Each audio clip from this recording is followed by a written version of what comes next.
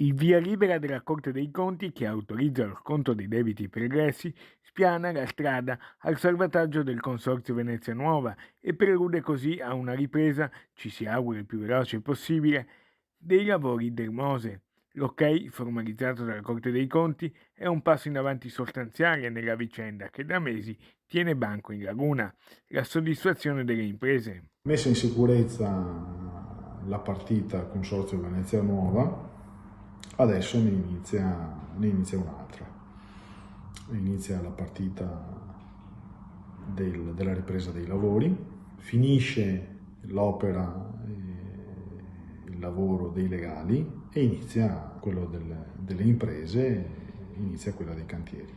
Insomma, si può finalmente voltare pagina. E partire con piglio, con decisione verso quello che è l'obiettivo davvero finale, cioè quello di completare l'opera. Non sarà una fase semplice perché anche qui ci sono dei nodi che vanno sciolti. L'invito è che ognuno faccia la sua parte. Il Mose è un problema complesso per definizione, anche questa volta insomma, non ci saranno soluzioni facili, ma se, come è stato fatto per il raggiungimento dell'accordo, tutti faranno la loro parte, allora possiamo anche essere ragionevolmente fiduciosi che